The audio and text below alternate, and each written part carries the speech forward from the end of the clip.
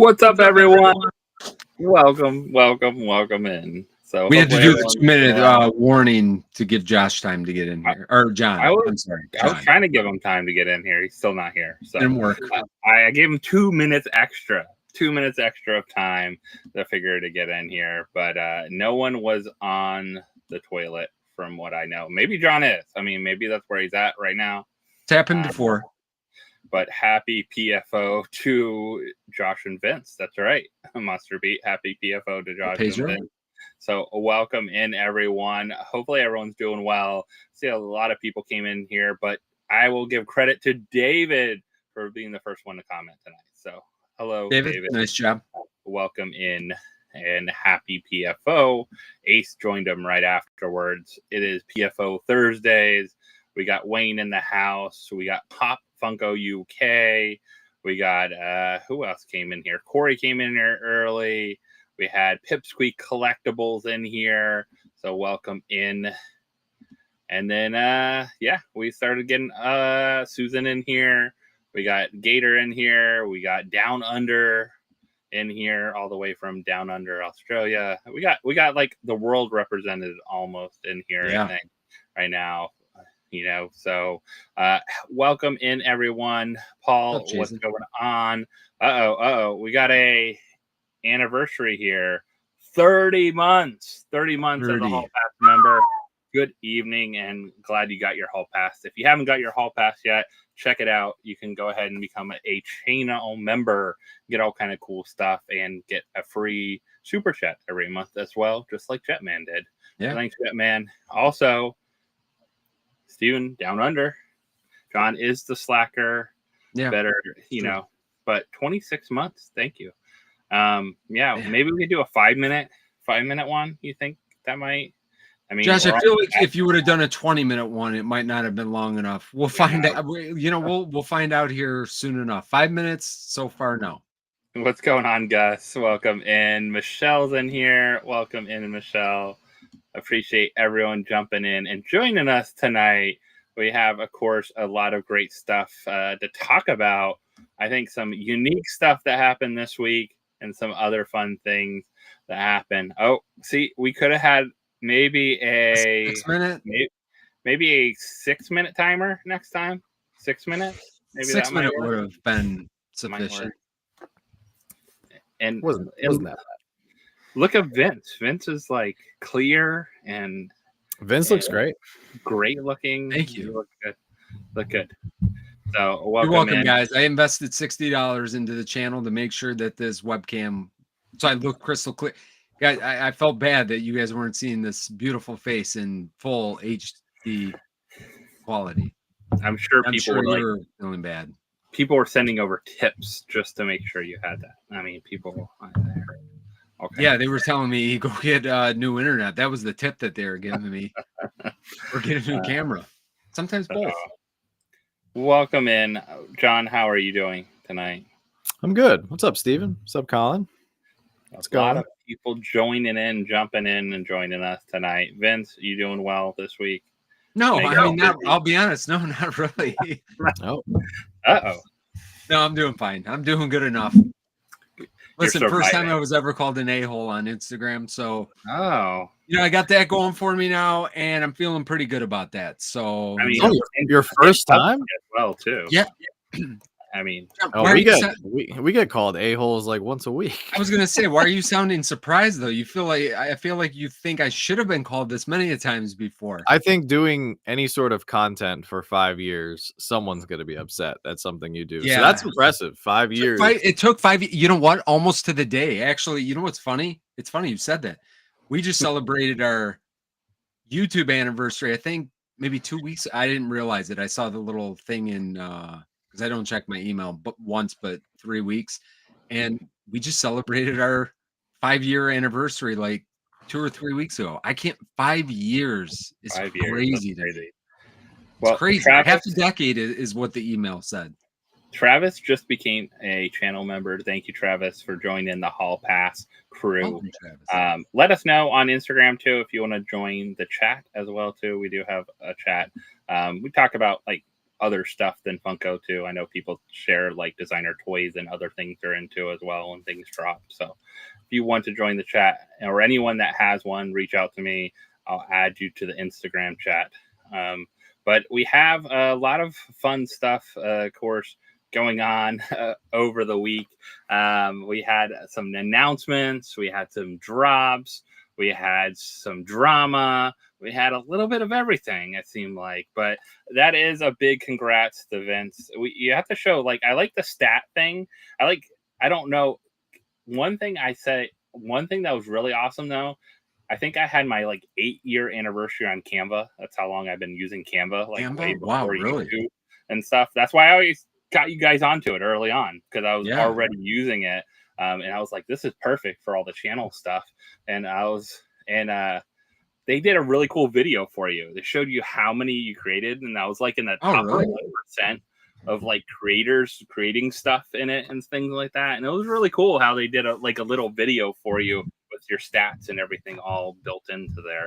But I know YouTube does some cool stuff where they like show you like how you're doing, and like, you know, the amount of views you had, how many people watched your videos, how many different countries, all kinds of crazy stuff like that too. So I just had my 28th anniversary on eBay. Oh man, 28 years. Can you believe that? I think my account probably 1997. Yeah, my account's probably about that old too, Vince. Yeah. We might have sold something to each other, and we probably did. Probably Beanie Babies, I bet. No, I did Magic the Gathering cards back then, I think, and then other weird things, other weird collectibles and stuff. I think Magic the Gathering cards was my thing. I was buying on there.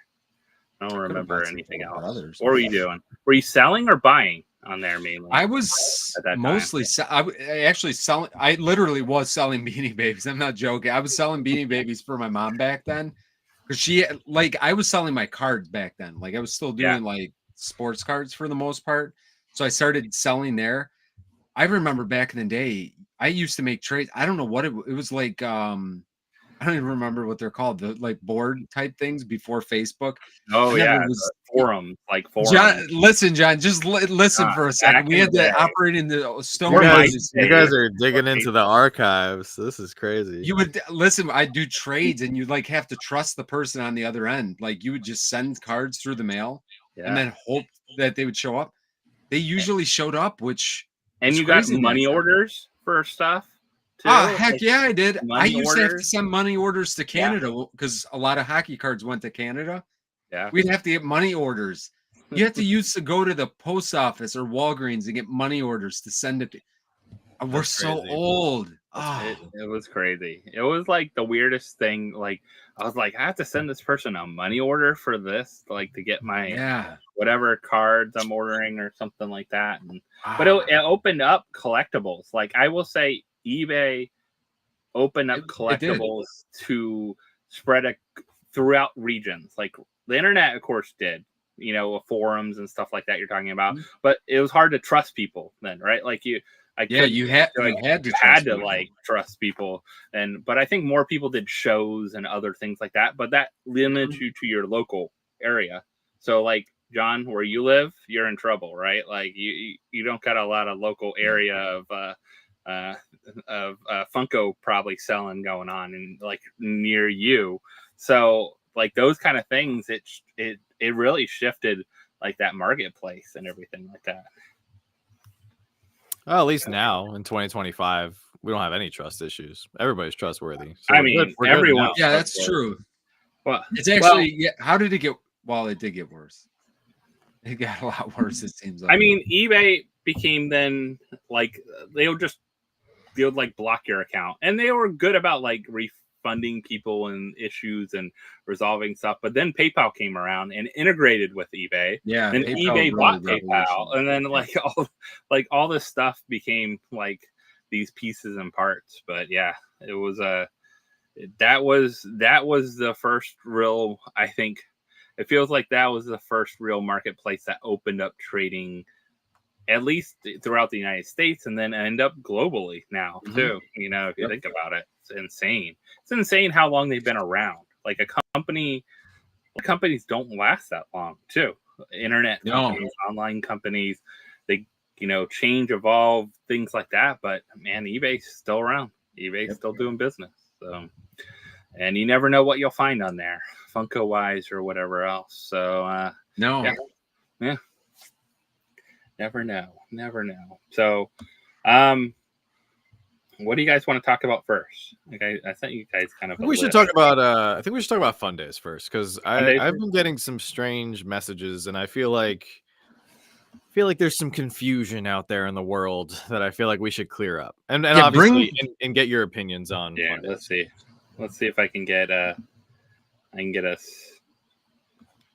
Fun Days here. I think Fun Days is the first thing I had on here. Yeah, and let me move us around. I'll change it up. The first thing that I want to get out there is some people were saying, or some people have expressed concerns that Funko is not going to be at San Diego Comic-Con.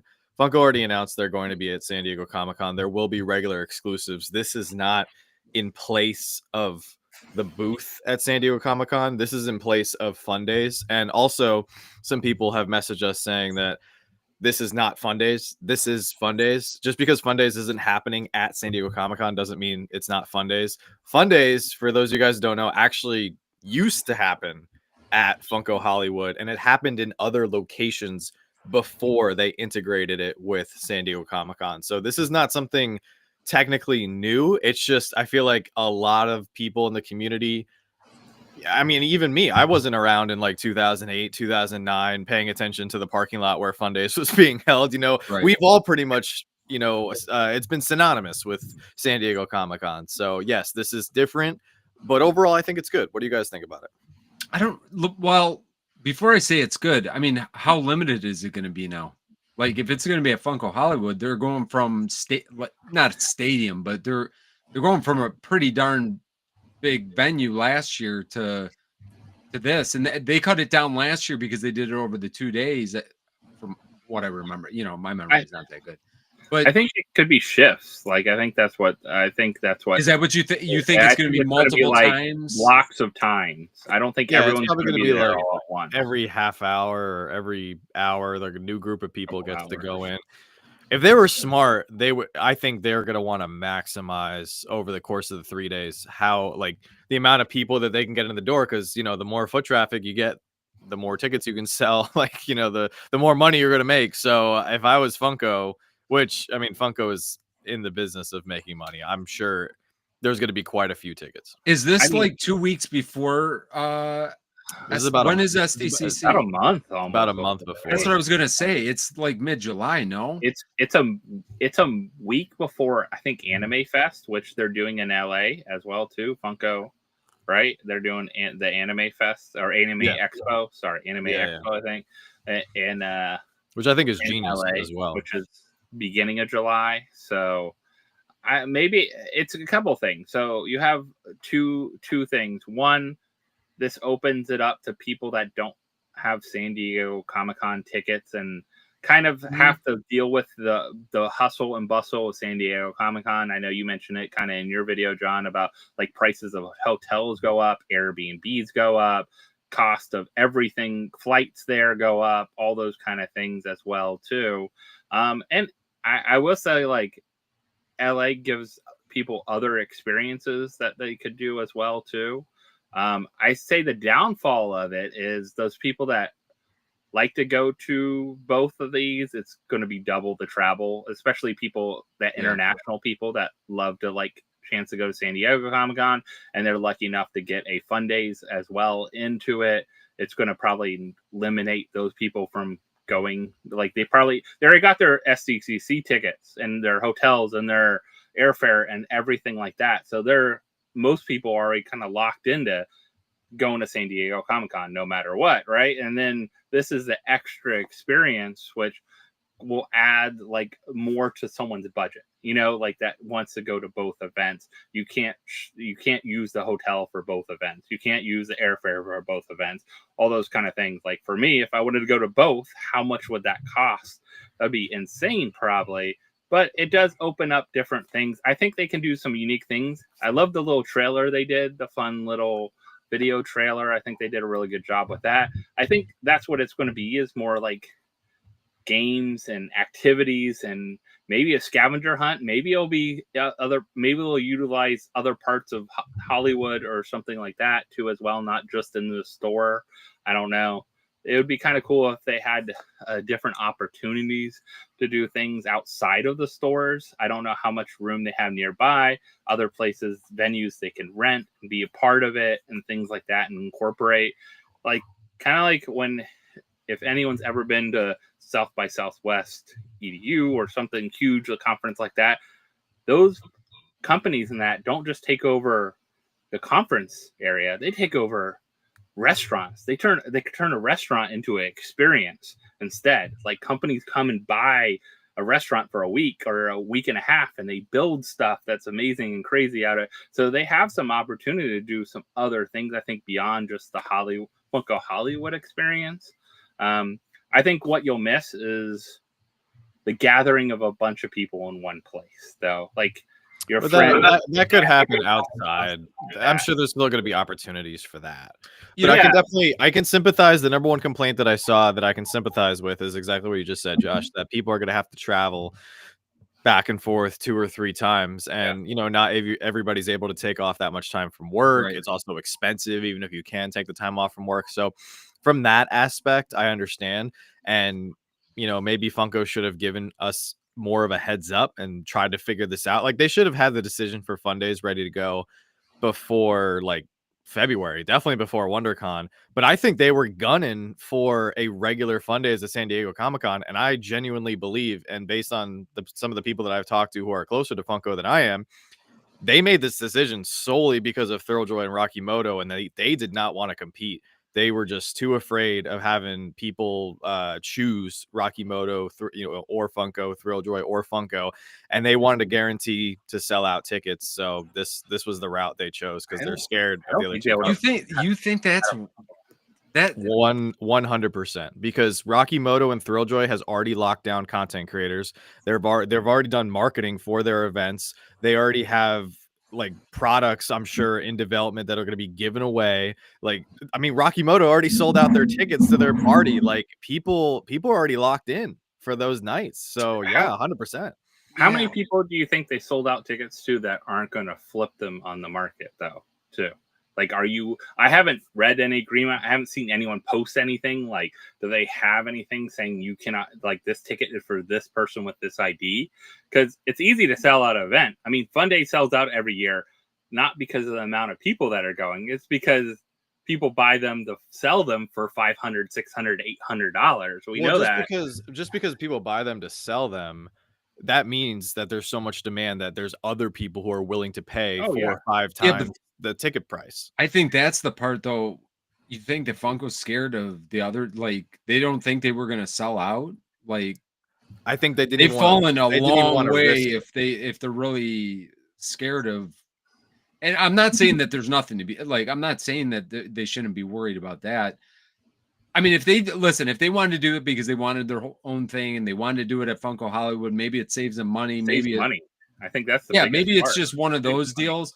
I don't think that they would do it because they're scared, because, like, man, they're in trouble if they're really worried about startups. But there's kind of 2 divides between their customer base. You have casual customers, people that buy items, and then you have your smaller niche diehard group of people. Right. If you look at the Funko niche group diehard people, most of them are Mike Becker fans. I mean, how could you not be a Mike Becker fan? I don't think I've ever met anybody who was like, yeah, I'm not.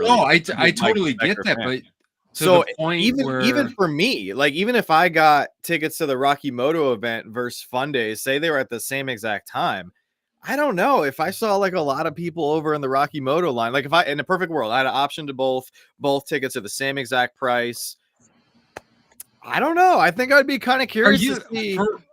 But why? Because it's the first. It's the first time they're doing it. Like, it's gonna be, Mike Becker puts on a great show, and everyone knows that. There's a lot of certainties that Rocky Moto is going to offer this year, and there's a lot of uncertainties that are going to happen with Funko's new version of Fun Days because they don't have Mike Becker. We don't even know if they're going to do take-home boxes yet. Like, they haven't solidified this type of experience yet. It's not like they're doing the same exact thing as last year, but with a different hype man. Like, there's a lot of unknowns here, And I don't know, like I think I would say, you know what? There's only gonna be one first Rocky Moto party, and I kind of want to be there. And yeah, it's fair. I feel like there's gonna be a lot of excitement and hype around that. I think with Fundays though, I don't think they're worried about selling out this event though, too. Like this different kind of event in a different venue and that. Because if nothing else, I mean, if they're gonna guarantee things that you can only get there that you won't get at home, like if they do at home boxes or whatever, and they're gonna do it probably. I mean, I don't see why they have to, don't you? It wouldn't make sense to not do it. Yeah, but, they will. But that kind of aspect is first they save a ton of money. They get people out here. They still get their stuff that they want. End of the day, it's cool. The experience is always fun. The show you can't replicate. Like right now, they probably don't have anyone to host the show and bring it on and coordinate all the stuff. Like at this point, if you don't have someone that's already doing that, it's too late. Like it's really. Well, I think that gentleman who was in the promo video might be the next guy. Don't you guys think? I mean, why else would he be in the pro? There was a bunch of new faces in the I mean, hire an actor. He didn't do a very good job of acting. If that was his full-time gig. Pretty much what they typically. He got some Funko Pops. Out of the deal. I'm gonna be curious what they do with the, because I think so. For me, like, is it good or bad? I don't think it's necessary. I think it is bad for the reasons that you stated. The travel, like people that are going to one now, they have to choose to go to the other, and it's a whole extra thing. Two, I would assume, because I think they like money, and I'm pretty sure that they're going to do that home boxes again because they have to make a ton of money. I would assume on these. But do I like that it's coming out a month before? Maybe I like it because it spaces it out. We've always kind of said it's too much at one time. So maybe it's kind of good on one hand that it's like we can spend our, and what are these going to be priced at? Now with their new pricing structure, you're going to have 3 things in there. They're most likely going to be under 5,000 pieces, or maybe they're going to be 10,000. I don't know, but how is the pricing going to be structured? That's going to be interesting to see. I don't think it's necessarily bad. And for whatever reason, I guess they did it. It's different. And you know what? Mike Becker's not there. So maybe it should be different. Maybe, this is, I feel like a lot of the things they have done, I've liked a lot of the decisions. You know what I mean? Not that they've been like, I don't know. I've been pleasantly surprised with some of the stuff that they've chosen to do. Not so much the opposite way in, kind of questioning everything they've done. So I'm willing to see what happens. I don't know if it's good or bad though. And will they let people go more than one day if they buy tickets for different days? Or will it be limited to like that one day? Yeah. Like last year, people went both nights, things like that. So it wasn't limited to one night. Are they going to do the tickets for this?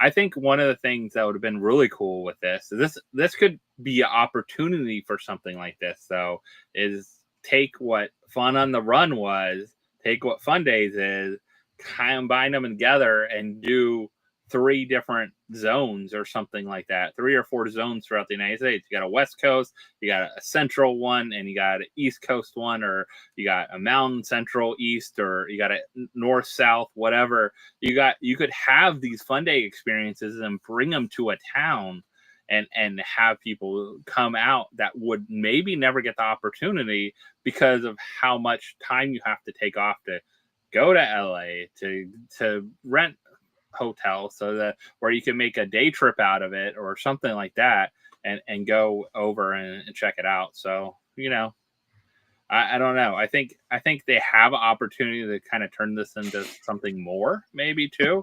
Who knows? It might just be back at San Diego next year. This was we need to do something so we don't look like we're not, or we already have all this stuff ordered and we need to make something happen. And we really hadn't planned for it right.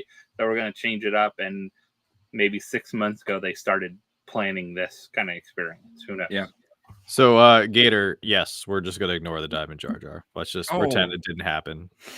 We are. I mean, how much is that thing going for? Any idea? Like, I haven't seen any. I wouldn't pay more than $1. No, I'm just. That's not your favorite Jar Jar? That's got to be the worst Star Wars pop of all time. Like, that's bad. It's really bad. There.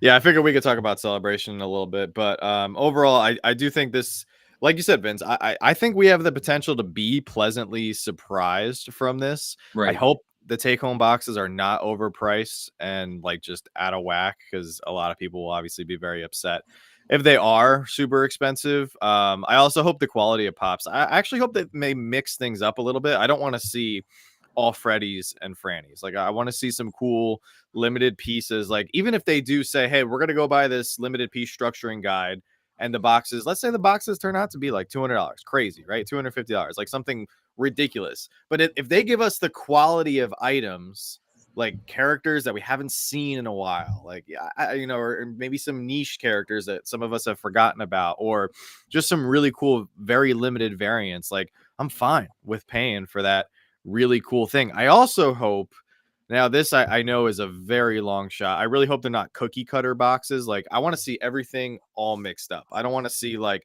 box A, box B, box C, box D, so that if you pull one pop, you know exactly what the other 2 or 3 are. I hate that. That is one of my biggest pet peeves of like the new Funko era. Like, I want to see everything truly mixed up, which I think it was at 2023 Fundays, everything was mixed up for the in-person boxes, not for the take-home boxes, but for the in-person event, because there was people pulling like multiple Freddy Anakins and stuff. So yeah, I want to see it all mixed up. I know that's a long shot, but we'll see. You think this is just going to be a giant escape room kind of experience at Funko Hollywood? Like, it could turn into something like that, where you have to like solve puzzles to get to the next thing, and if you finish it all and solve all the puzzles, then you get access for the Grail.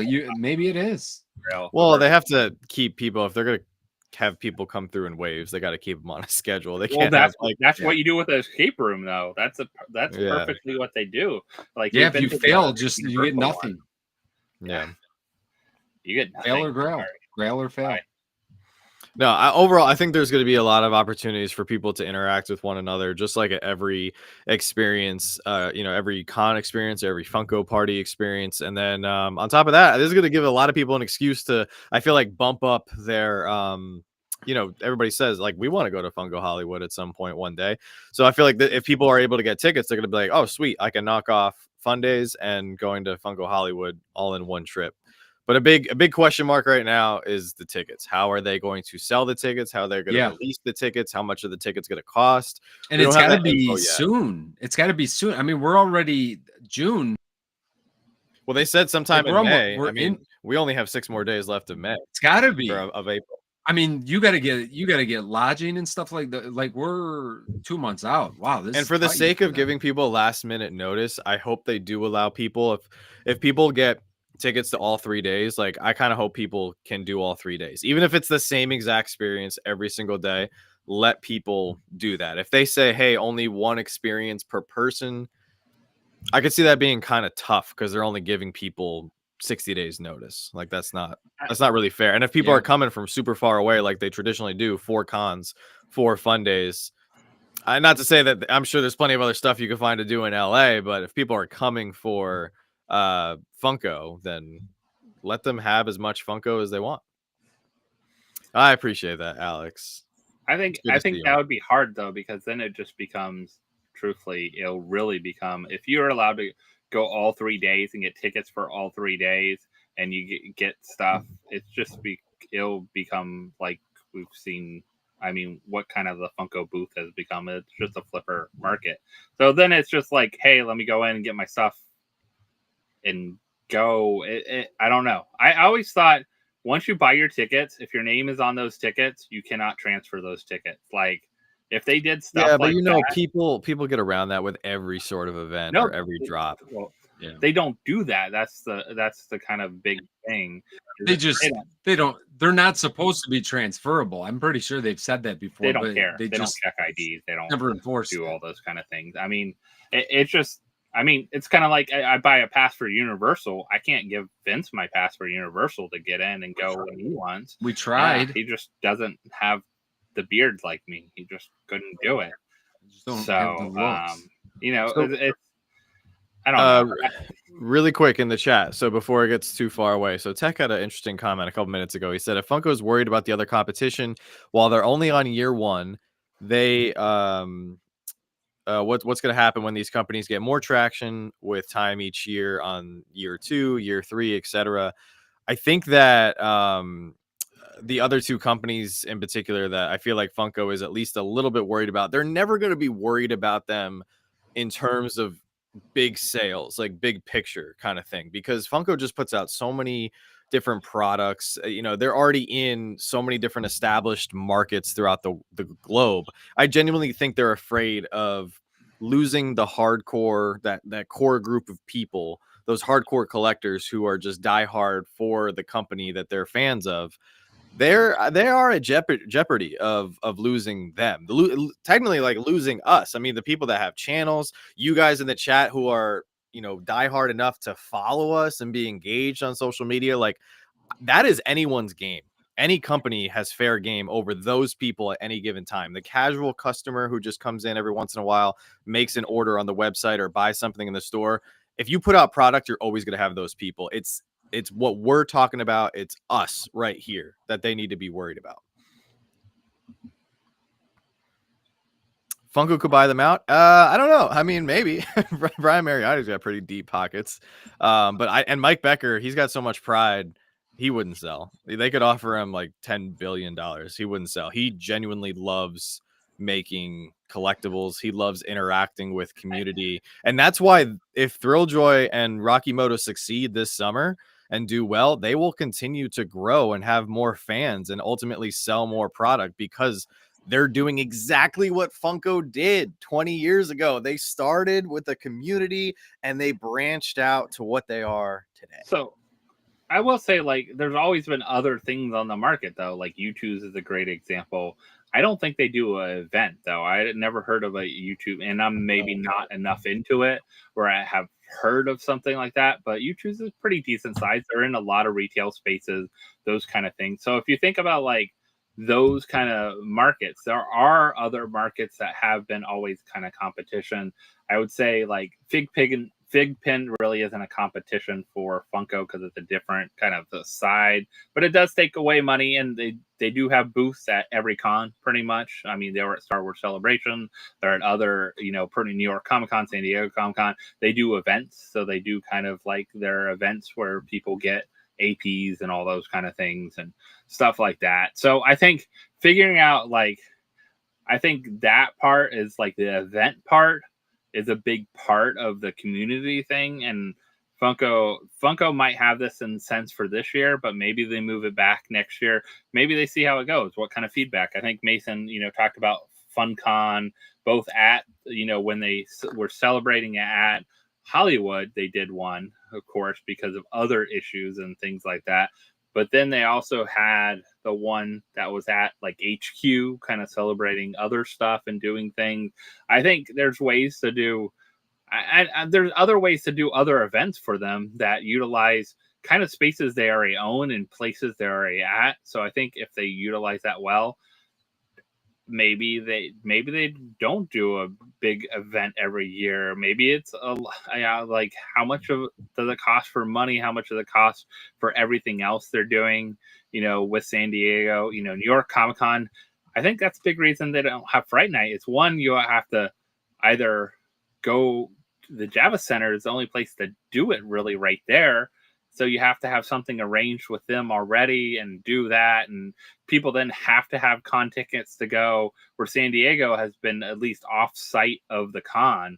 So you could not have a con ticket and still attend Fun Days and things like that. But I think there's a lot of, I guess, there's opportunity for this to do well, I think, and opportunity for other people that maybe never can attend to attend something like this too.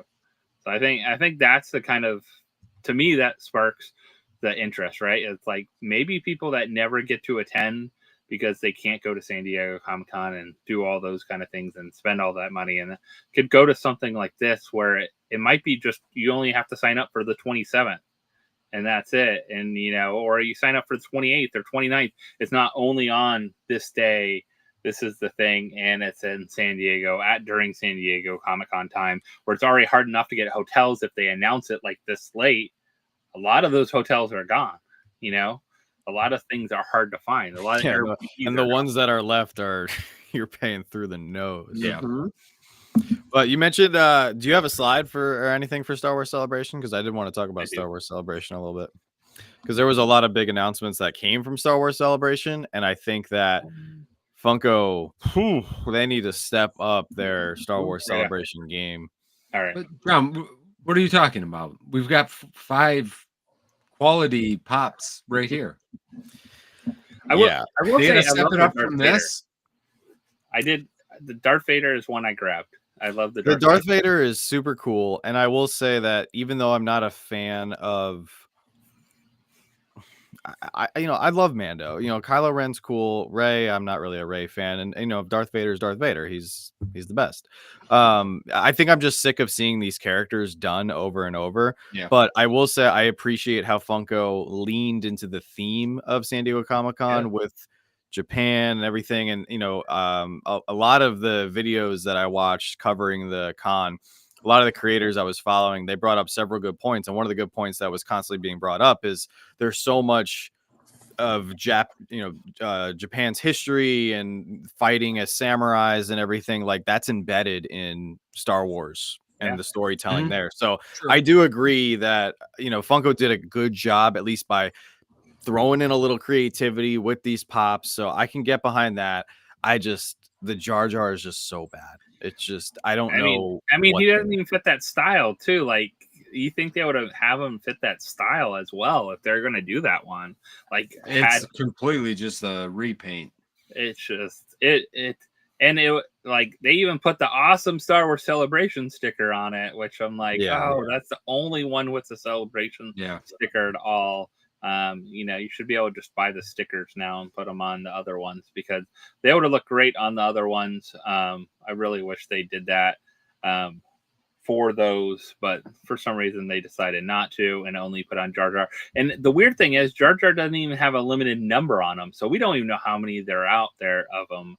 I don't know. Do you think they actually made more than like 8,000 of these anyways? Because they could have made 100. It's still too many. I mean, they didn't have them at the premium price, so we know that it didn't have them in a limited number enough to put the new premium price on there. Yeah, so it has to be. I don't think they've fully locked in that premium pricing across the board, and I don't know. I'm just upset because they just had so many opportunities, so many missed opportunities on their hand. I mean, the fact that it was the 20th anniversary of Episode 3, you know, somebody was talking about earlier, I think it was Steven saying, you know, Revenge of the Sith is going to be in theaters this week, which is amazing.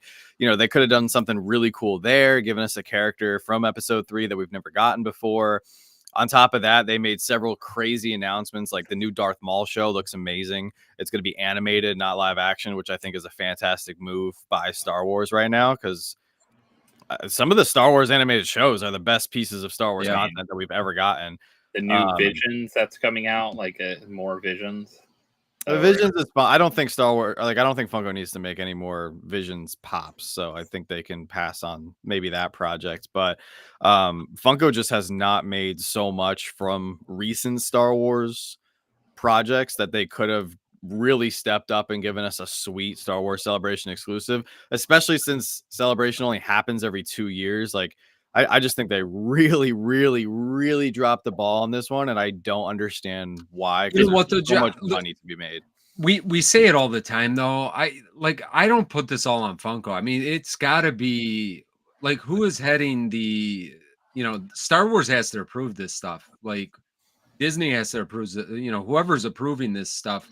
Like, this is what they wanted. You know what I'm saying? I don't think that Funko just sits there and says, hey, you know, we're going to, you know how it is, especially with Star Wars I know. So weird. I just can't believe that it's just on Funko. It's got to be something with, like, there's got to be some kind of hang up. Like, why did we not get any clone troopers for 20 years? I don't feel like that was just there's just no way. I mean, Funko likes to make money. They want to make pops that they can. Like maybe they do sell a lot of the 52 molds of Vader. Maybe they do. I don't know. But they do actually, and they that's must. that's I the mean, they problem. must.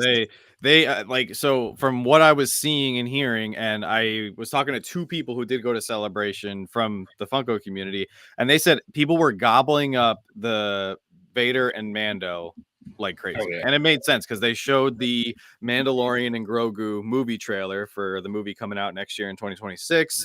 Everybody loves Darth Vader. You know, of course, Hayden Christensen was there and everything. So people were grabbing the Vaders left and right. And I'm sure they sold tons of Kylos and Reys. You don't think though, you don't think that Funko is aware that like Rey, like I feel like they're aware of the secondary market, and when there's not like one Rey pop that's worth more than $5, the demand, and even Kylo, like what's a Kylo pop that's over $5? Like, and I'm being a little facetious, but when the prices are that low, I'm not being that facetious, but you know what I'm saying. Yeah. Like when it's that low, that shows you how low the demand is for it. And then out of 5 pops, you give 2 that are never sellers, like always stuff that ends up clearing out of everything. It just seems, I feel like Funko's not here to like not make money.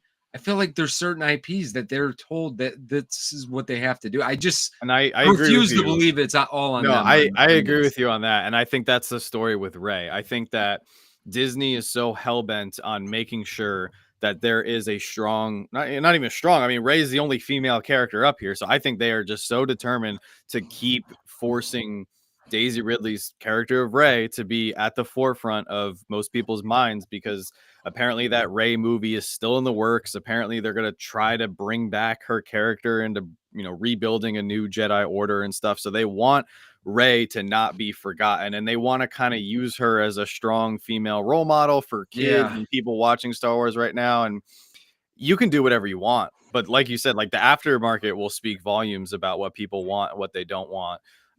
So yeah, I mean, they might be asking $15 for this Samurai Rey, but a year from now you could probably get it for like $3.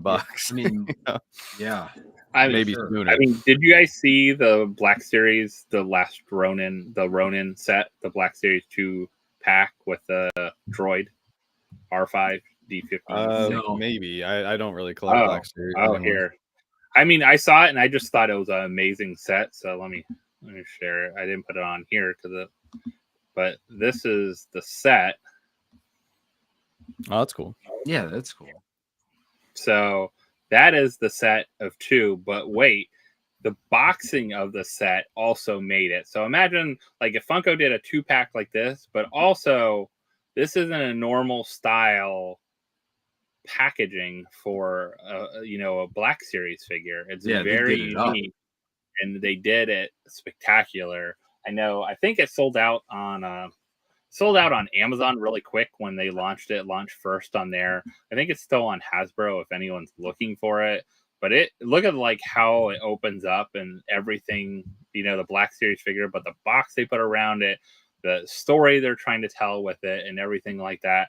I mean, that's how you do it. They did a really. Well, here's the thing, Josh. If they made those 2 characters, they would not sell. The problem is that they have their superstars, Vader, Mando, Grogu, like they play the hits and they just constantly sell the same characters over and over and over because people buy them and they're too scared to take a risk. Why are they giving GameStop Star Killer? Because if GameStop doesn't sell 50,000 Star Killers, they'll go, okay, well, it's a character that people don't really know about. In reality, though, if they made Star Killer a Star Wars celebration, most of the Star Wars community would go nuts. And they'd be like, I got to have that Star Killer. They're never going to make another one. It's going to have that sweet Japanese Star Wars celebration sticker on the front. But it doesn't matter. Like, I'm way more excited about going to GameStop on May 4th than getting any of these from their celebration marketing push. Like, that's sad. Celebration should be the peak of what they're putting out for Star Wars stuff, not just same characters, different. And we did get lots of announcements that will hopefully lead to new Funko products that we like and aren't the same thing over and over. It's going to be hard with Mando and Grogu, though. I think that's going to be a hard one to do something different unless we get some surprise guests in there that we have not seen before in a while from the Star Wars community. Ahsoka we've heard they talked a lot about bringing more Chopper back and seeing Sabine back and things like that. And he talked about also a lot of it's going to be battles. So a lot of the series is going to actually be battle. So it's going to be cool to see stuff like that. I think Maul has a good opportunity with Shadow Lord to do some cool stuff. And then they announced where Star Wars Celebration is going to be back, and it hasn't been there for a while. I think Los Angeles. So, you know, right around the corner there and Los Angeles. I'd love it for to come back to Orlando. I was in Orlando for 2 years. I was able to go. But with it being in Los Angeles, I mean, I think that's going to open a lot of opportunity for a lot of people. But also, it's going to open a lot of things that are around there. So if you're into Star Wars and everything else, you're not far from Lucas Museum and stuff like that. That's really cool experiences that you could have. Of course, you know, you got Disney right around the corner as well, too. If you want to go Galaxy Edge, stuff like that, you got all kinds of other things that are going on. But I think it's also going to be easier way for them to get a lot of the actors and things like that have been involved, and a lot of people that have been involved in a lot of the Star Wars series. So. Oh, well, I mean, they didn't have any issue getting people over to Japan. I mean, there was plenty of big names in Japan, but yeah, there'll be definitely more people in LA for sure. Here's the thing with Funko, though, when it comes to Star Wars, they could literally make, I mean, then I think Jetman said it a couple minutes ago. He said, I just don't think Disney has as much control as you think, John, because Hasbro makes multiple different characters. And that is where, yes, I agree. And I'm so confused as to why Hasbro can make these random troopers that we've never seen in pop form. Why is Lego able to make all these other characters in minifig form, but we don't get them in Funko Pop form? Like, it's very confusing to me. And like they don't have to rely on new content. They could literally, there's a whole library full of stuff, and they don't have to worry about Ahsoka season 2. Go back to Ahsoka season 1. There's plenty of characters in there who didn't get a Funko Pop. Look at the Bad Batch seasons 2 and season 3. They just ignored completely. So there's really no excuse why they shouldn't be making bank off Star Wars every month, frankly. But maybe they are with just the OG characters, and they don't. I think that's a big thing, is like what really sells for them. But compared to, you know, because for Star Wars, for the majority of pieces, it's not about the super rare collector. It's about the mass of people buying things they like and see. So for them, those kind of pieces, that's why I think other, you know, it's just like action figures and other things, right? Like they make a specialty series part of that.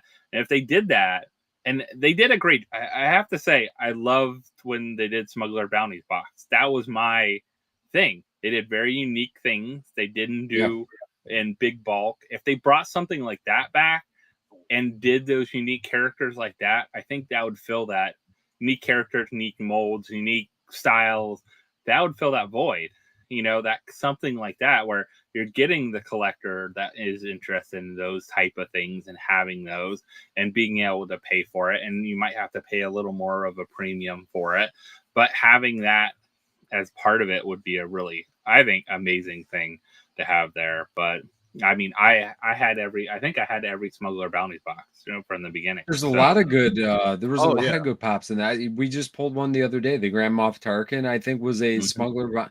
Like, in you don't get it. Like, man, when you really think about the last couple of years, it has been pretty darn. Like, it's been bad. Like, it's been really bad. Like, we did get the bad batch. Like, when have we got like another drop that was? I mean, we've got some from Ahsoka, like some from the gaming series. That's kind of the gaming series have been good ones. Like the gaming series have been like the GameStop exclusives. Those have been fantastic. Like we've gotten some cool like ARC Troopers and stuff like that out of there. But man, like regular release, it's been pretty bad. And then they went down the retro series and went at that pretty hard. And like they've done some stuff like that, but yeah, man, it's been a little bit of a shambles the last couple of years, I would say for sure. This is all I'm asking for. They could blow everybody's socks off. So the biggest thing that a lot of people are excited for with the Maul Shadow Lord animated series is the introduction into canon of Darth Talon. She's a super, like, excuse my language, like badass female character that I would love to see. She's a Sith trained by Maul. You know, the show is basically teasing. It's going to happen right after Clone Wars. It's going to be teasing that era where she's going to show up and everything. If Funko makes her pop, that would be. I bet you we're gonna get another I Maul.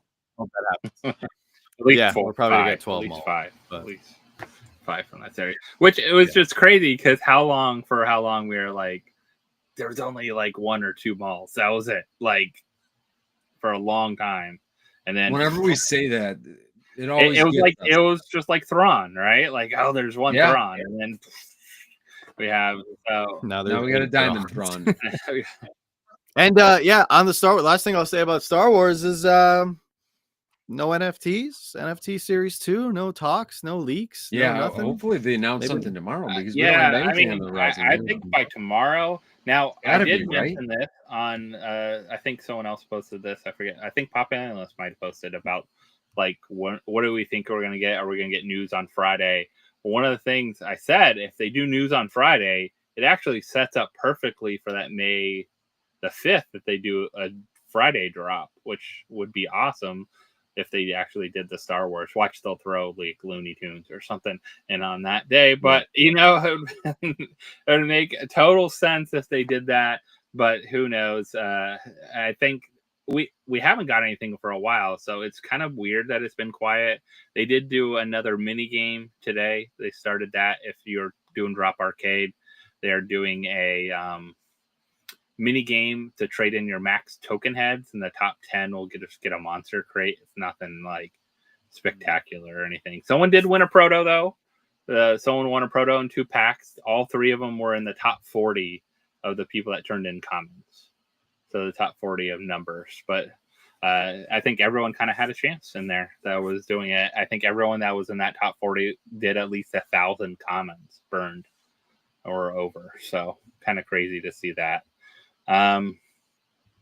But hopefully tomorrow. We haven't had any leaks though.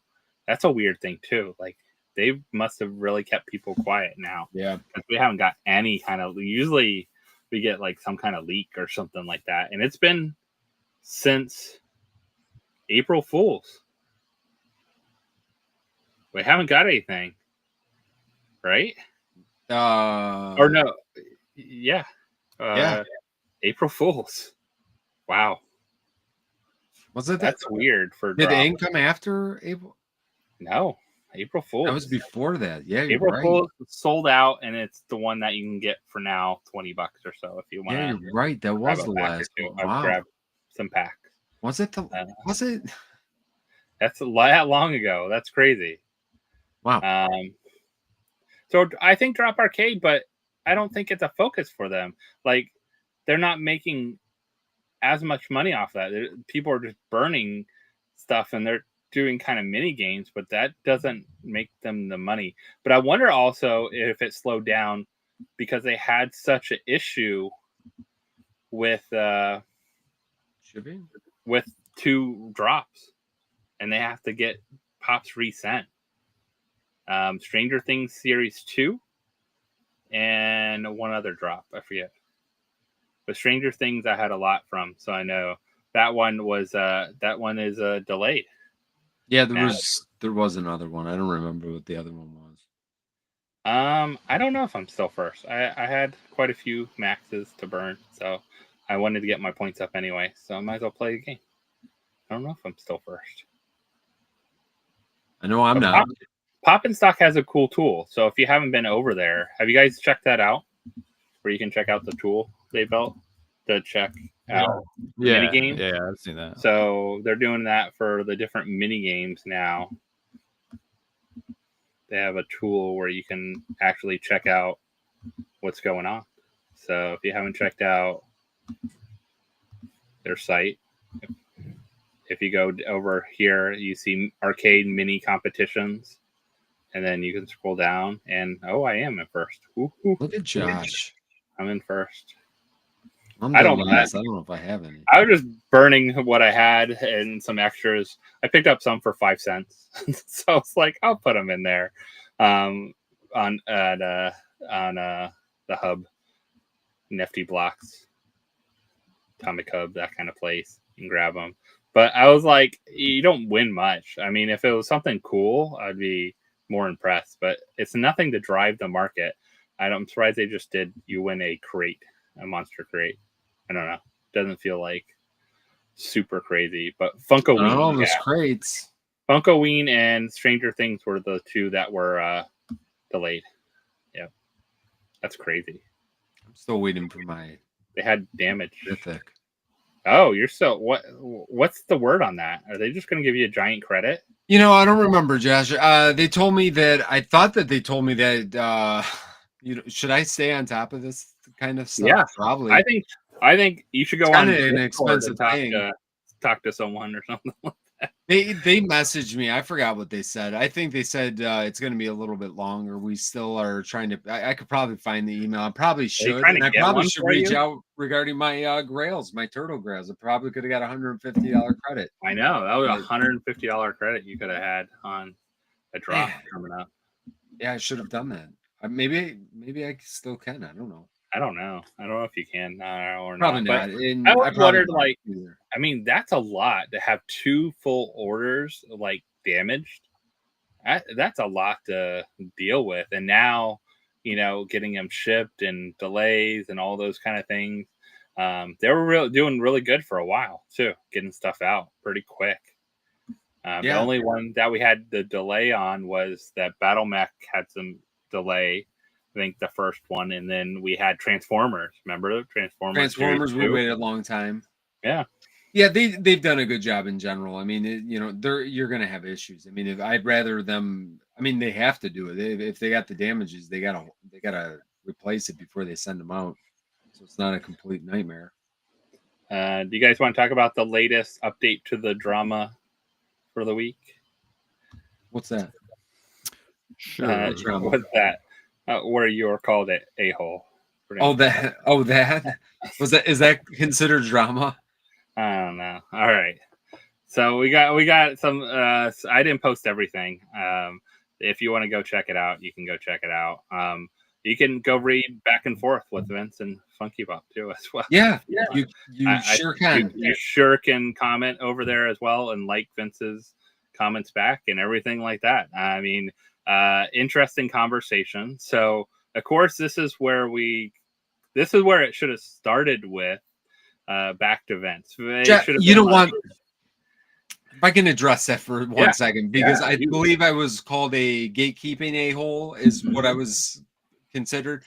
You know, honestly, when I sent the email and I said, listen, I think that these are fake and I'd like my money back. I mean, I'd be happy to post, and I'm surprised they haven't posted. I'd be happy to post my email that I sent to them, you know, because in my heart of hearts, like, it doesn't look right. Okay.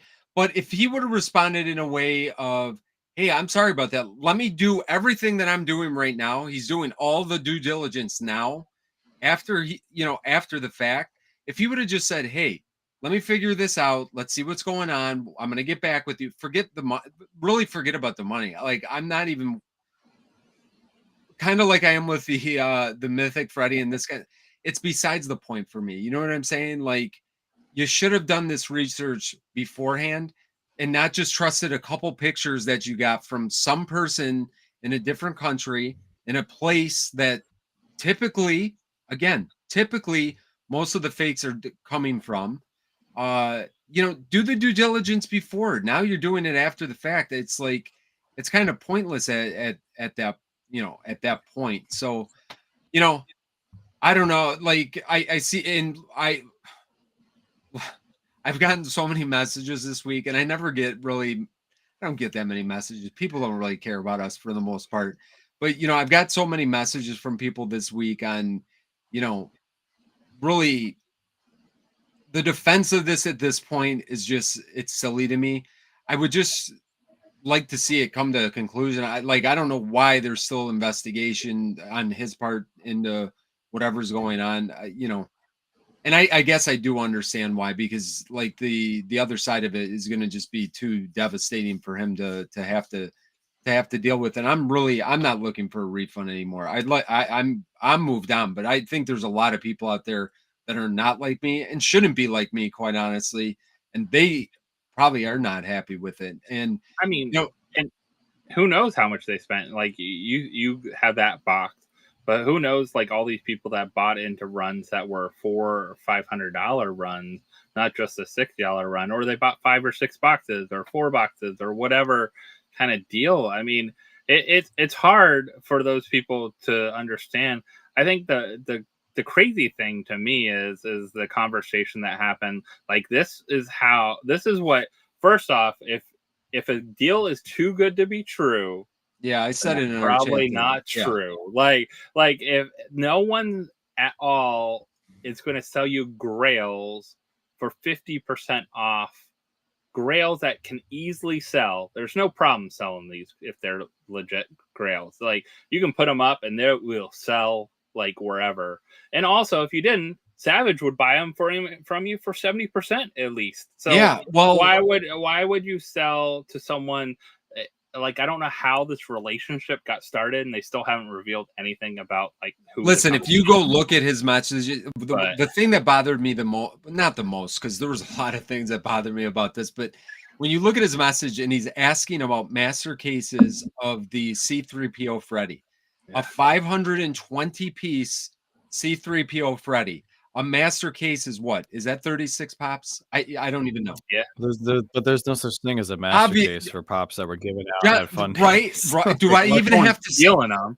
He's been around this like if anything, he just put this out and proved to the world that his company is a sham. Yeah, that was my whole point. And you know, if I don't know what a gatekeeping a-hole is, but like if I didn't say anything, how long does this go on? You know, and Michael, I'm not saying like me, Michael is the one. It's already gone on. It's already been going on for way too long. And this is just going to perpetuate because he obviously doesn't think anything wrong of this, which like how do you not know that like there could be, because people convince themselves in their head when money gets involved. I think that it's exactly what you just said, Jen. I think that you start to say, no, this has got to be true because look, they got pictures. Like what pictures? And even if this somehow turns out to be like factory rejects or something weird like that, it's just all still questionable because it's still right. It's just shady. It's like, would you put your business on the line with shady somebody in China?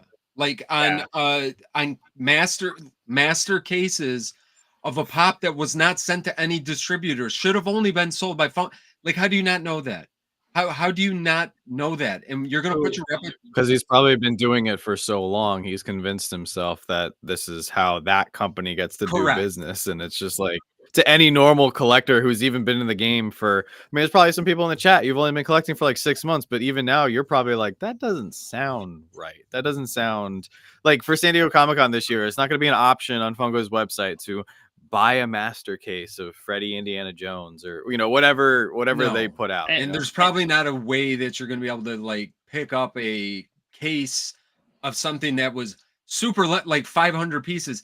And then like I won't even get into I'm not even going to get into everything because it's not even for me, it's not even worth it. And honestly, like if he wasn't as offensive as he was, I would have never responded because I knew that he would bury himself with. No, I'm glad. I wanted to say that I'm really proud of you for sticking up for yourself because you could have just ignored it, but like you made your case, you stuck up for yourself, and he went on your way. I think you differences. Here's the problems.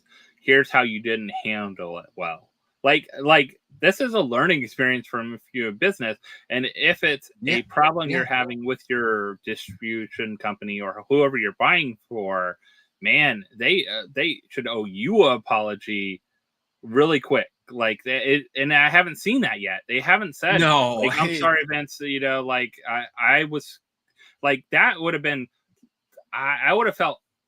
I think you would have felt so much better if he said, you know what, Vince, I think I might have been scammed. Like, I didn't realize it. Like, up front, not like defensive. Like, I think I might have like had the problem too.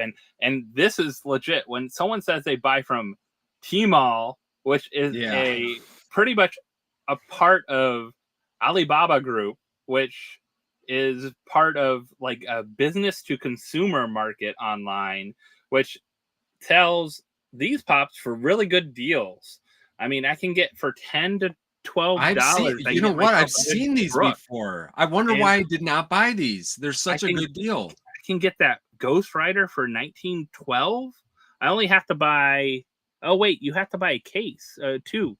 No, you only have to buy 20 2. Brooks. I mean, I have to buy 20. Not even Brooks. a master case that you had to get of those. That's a master case I have to buy of Brooks to get them. So it's kind of like, I don't know. Like, first off, if you're giving stuff from overseas, that's kind of a worry unless you are really familiar with who you're buying from, because it's also going to be really hard for anyone to get their money back if they were scammed and things happened and problems happened, because everyone has different laws and different policies and different things, and you're transferring money through, even if it's through PayPal only does it for so long. It's not forever, those kind of things. So I don't know how long ago these receipts and stuff from them, and then the PayPal ones we saw before.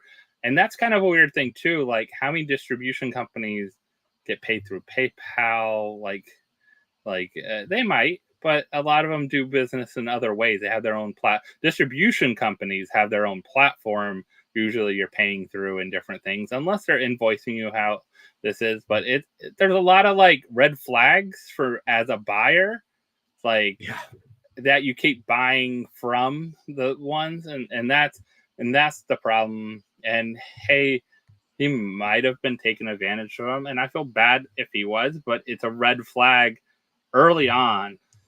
And I would have, soon as I wouldn't have ordered. I don't know how many times we saw all those receipts or whatever he posted. Like, if you ordered that many things from that person, you didn't kind of like question anything in there or really dive into it a little further, or maybe it's just a good deal. You just go with it. I don't know. It's just kind of weird. Yeah, it kind of weird. Yeah, it's I mean, very weird. And unfortunately, like, it's, the amount of stuff now that has gotten into, and listen, unfortunately, it's not just Funky Pop. It's not just them. I am sure that they're, I just, just for the heck of it, I look. Mom and pop shops, they got scammed on it. Like, there's all kind. It's going to be, and what goes further, like, these are not. That's why I didn't call them fakes. I never said that they were fakes, like, straight out, even though, okay, they look like it. I didn't call them that because, unfortunately, these are like, I have seen many of fakes in my days, like many. These are like a different level. Like, these are almost look like a factory reject on the Marty McFly and the other one. But what is more worrisome for me is the C3PO Freddy, which is faked all over the place. And the fakes are so subtle that it's almost impossible. Like, the only ones that you can almost guarantee are not fakes are the boxes that don't have the TM on it, the trademark on it. And man, now that I've seen the amount that he's purchased, and probably other people, like I said, I don't think it's just him. Like, I'm starting to question almost every box that has the TM on it. And I'm not saying that that's the case, because I was not around when those were released. So I really don't know what was, I don't know if both versions of those boxes got in hands, but the Jolly Roger glows, the amount that I've seen hit, I know personally at least 4 or 5 people that took home top prizes of glow Jolly Roger, which I know for a fact does not come up very often. And they had at least 4 or 5 of these. Those are only people that I've talked to that are aware of us. And listen, we're small time. We are. There's not everybody knows about us. But when I see 4 and 5 people reaching out and saying that they got a glow Jolly Roger from them, something's up with that. And listen, I'm not calling them fakes, but unfortunately, it's a 1,000-piece pop that I think there's going to be way more than 1,000 pieces out there. And that sucks for the whole community. That really sucks. And for a 520 piece to have the amount that are out there, that sucks. It's just, it really is unfortunate that, yes, people get duped once in a while, but a business that says that they are selling mystery boxes to a community of people, and you've done this for 5 years and you know better. Like, I don't want to be that guy and say shame on you, but shame on you for doing what you did for as long as you did, because really you're that naive. Because I don't know if there was ill intent, and I never will be able to prove that. Okay. But you are being naive in the fact that you're just like, how do you not know? How do you not know that if you've been around this for more than a minute? And he was in this for years and years, and the red flags never punched him in the face. I just don't know how that never came to his brain that, hey, this might be shady. But I think the funniest thing was when wasn't there something in here that said you guys only do this for views? It's like, yes, we make YouTube for videos our thousands of like, I'm not talking hundreds. I hope. Listen, like when we post a video, if it gets more than like 3,000 or 4,000 views, I'm like, oh, the cool. $30 that's really good for us. or the 30 or whatever $38 that we made off that video, I will happily donate it to charity. Happily. No, you don't have to. No, you don't have to. Like, it's in your right. And like when people say, "Oh, you only do it for views," it's like, okay, well then you start a channel and you build up an audience and a following and everything. No, keep your $38. No, I totally. But the point I'm trying to make, like, it's. I get it. It was the deflection, and everybody called him out on it, and it's very obvious when you start, when you start deflecting as hard as he's deflected, and to try to make us out as the bad guys in this, it doesn't boil my blood that he said that about us, because really, I don't care. I really care less, because I'm not, like, it doesn't bother me at all. What really at the core bothers me, because listen, and I'm gonna, like, I wasn't even gonna say this publicly, and honestly, I was just gonna bury, but I'm gonna say this for whatever. Like, we traded, like, I just traded for a Glow Jolly Roger last month. I know that he got it. The person that we traded with got it from Funky Bop's mystery box. Unfortunately, the trade was done way before I found out any of this stuff, and I never questioned it. Honestly, I never questioned it. And I wasn't going to ever say anything about that, because I don't want to make the person that traded with us feel bad in any way. And they have no reason to feel bad in this, but it does perpetuate. How many times has this happened now?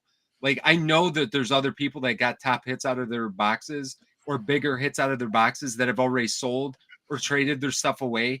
And now that's just like an infection that just spreads across the hobby.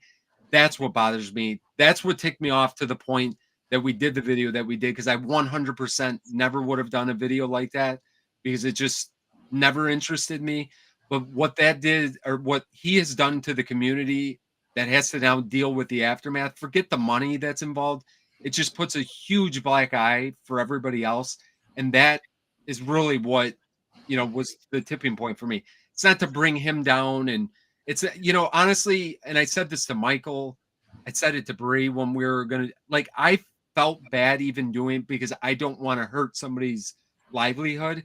But at the same time, my heart of hearts, if you don't know that this was not a good business move, and that's why I said in our video too, all I said was not that he's selling fakes or doing any of this stuff.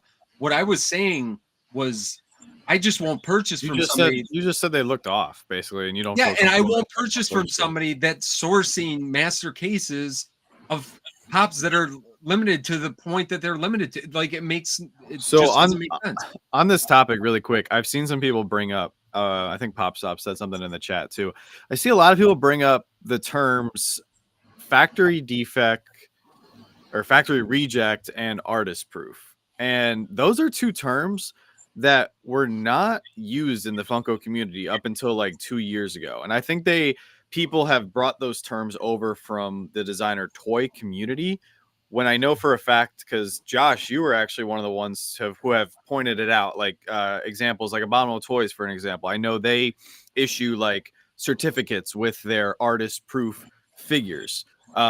Any company that does that is separate from Funko, and we can't just assume that Funko does what other companies do, because the fact of the matter is, to my knowledge, and I've spoken to a lot of people about this subject, Funko has never come out and said, hey, they've never even done it with like sodas. Remember, everybody's going nuts for the artist proof sodas all of a sudden, like a year after sodas had been released. Funko has never come out and said, hey, for this pop, there are 15 factory rejects that we allowed into circulation. For this soda, there are 50 artist proofs of this figure.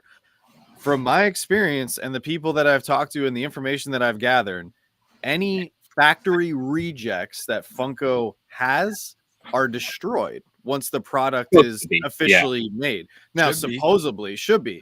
But like, I just see a lot of people saying now, oh, if this pop looks a little off, it could be a factory reject. Highly, highly, highly unlikely. There might be one or two of them out there circulating for certain figures, but they're not. It's likely fake. It's not a factory reject. Same thing with artist proof. Like, I would 9 times out of 10, like if anyone says, oh, this is an artist proof, or what's the other name? There's another term that people started using too recently. Not artist proof. Well, there's artist proof. There's the I mean, not proto, but I know you're talking about. Yeah, you know what I'm talking about. Like artist proof, the same idea. There is no the one difference between artist proof of a soda and a pop was the big thing. Sodas actually had a pog with them that said AP on them, compared to a pop that sometimes might not have a sticker, might not have a JJL, might not have some stuff that might have been sent. And there are things they do get sent though, so that is totally legit. That you can't say what ones are which though, like unless it comes with the lineage, the full lineage. Like this was given to me by Brian Mariotti at this event. Here's a picture of me getting it from Brian Mariotti. But a picture is different than the company actually coming out and certifying, hey, this is a type of item that we officially certify anything. Exactly. That's my point. So if Funko is a company, and I know there's secondary companies who do sell prototypes and who do sell artist proofs, if they want to put their name out there, like I will never sell a prototype. I will never sell an artist proof because number one, to prove any sort of lineage is all hearsay. It's all he said, she said. If a company wants to stake their name, like I see Pop says as what's it called? Smyworld has been selling artist proofs for years. If Jonathan over at Smyworld feels comfortable enough, and I know he does, to sell what he sells because he knows the lineage or he buys that product from people that are reputable in the community, well, then more power to him. I just say, as consumers and collectors, to always err on the side of caution and do not buy artist proofs, prototypes, or factory rejects, because Funko has never come out and said, hey, these are this type of product, which we have in addition to our final product. Unlike other companies who do come out and say, yes, there are artist proofs that we've given away. Prototypes are a little bit different because Funko has given them away at events, but they've never said anything. We asked them, how many times did we ask them? If you guys remember Rock and Roll Jim, he literally went right up to Mike Becker at New York Comic Con and said, hey, can you tell me about artist proofs? And he was like, I don't know what you're talking about. Like, so there's no defined lineage for artist proofs from Funko. So that, I feel like those terms have really just leaked into our community because of designer toys. And we need to get away from like siding on the air of caution that like, oh, this might be a factory reject. No, it's more than likely either fake or it has something that's defective about it because it's broken or missing a sticker. I mean, artist proof has always been part of the toy making business, though. So it's not something normal. A great example was someone did mention Hakaris. I think sodas and Hakaris are a great example because all of them were limited pieces. So and all of them were kind of numbered in this sense. So the APs weren't part of that number. So great example was, I know at one time Top Pops was sent some sodas early for New York Comic Con, WonderCon, something like that. He opened them, and inside was the AP Pog because they didn't have AP Chase Pog or whatever, because that's what they sent him. They hadn't got the official ones maybe yet, and they wanted them to get them to open before a con event to show them and things like that. Hikari's the same way. Inside, if you look at the tag, every one of those is individually numbered. So there are some that are APs. If you find those on there, they are out there. I haven't seen too many of them. I mean, not everyone's open up their Hikari looking for the tag that's inside there and trying to find the number that's on the bottom. But I think that's one thing that I know it seemed like it was a really good idea that Brian Mariotti took over to Thrilljoy, though, is to officially have, when they have prototypes, the 10 prototypes they give, they're stamped, they're numbered, they're signed, everything is there. And that's such a great idea. Like, that's I think fantastic because there's no doubt. There's no doubt. Special, no doubt, makes it extra special.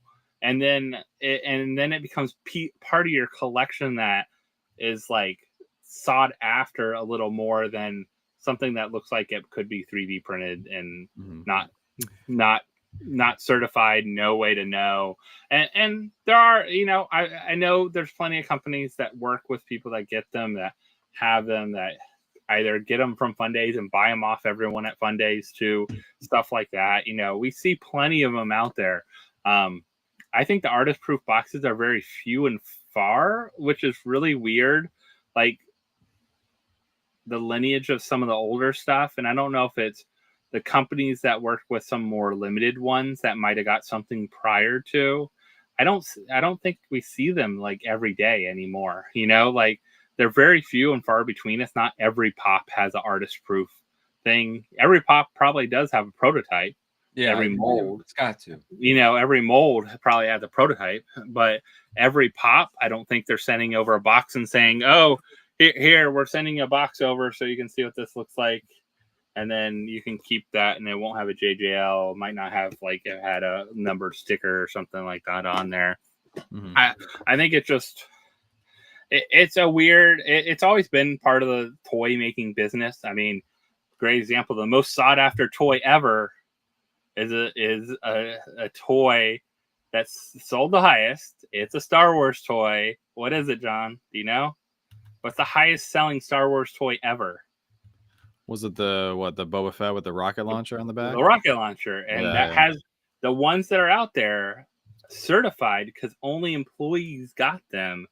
And got them ones from that actually shoot. And they have certification of it and everything like that. The ones that have sold, I think they sold last year a crazy amount. I can't remember. It was on Golden Auction sold the last one. I think they have one recently that maybe come up. Goes for like stupid money. Stupid, like million, a really nice mansion in California money. But yeah.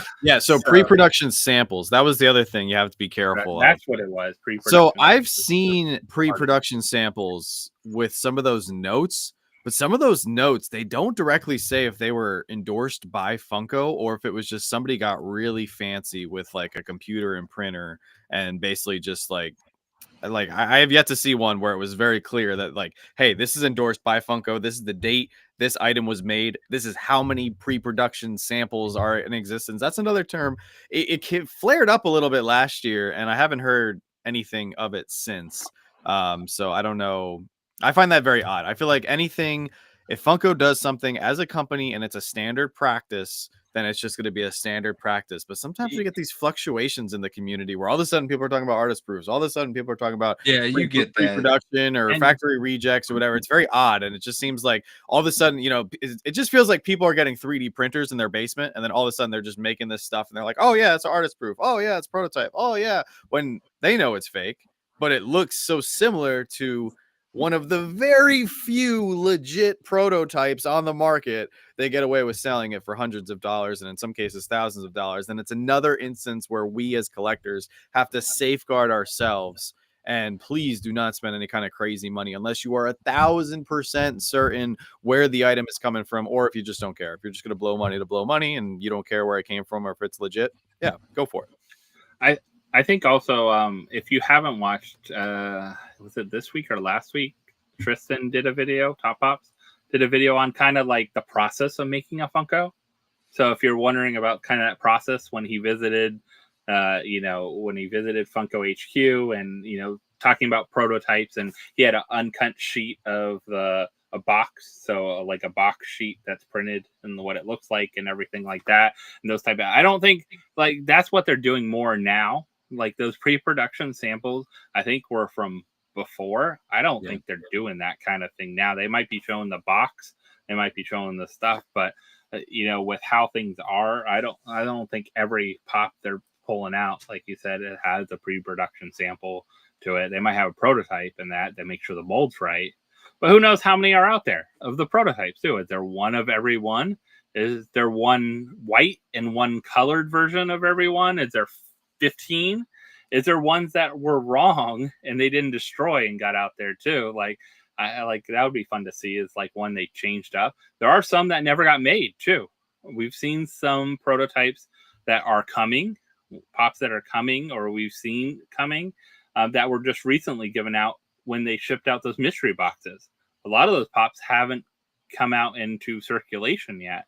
We got the prototypes, but we haven't got the pops into circulation. So kind of interesting to see all those things. But it is a very unique kind of side of collecting. There's groups for it. There's people that have learned a lot, but I'm sure there's a lot of people that try to take advantage of people as well too. So everywhere it's really, you go. That's my biggest thing. I hate seeing people get taken advantage of because it ruins collecting for everybody. And even the special thing with like the fake Freddy C3POs, like unfortunately the Freddy C3PO I think is valued at half of what it should be because there's so many fakes that have hit the market, and the fakes are good.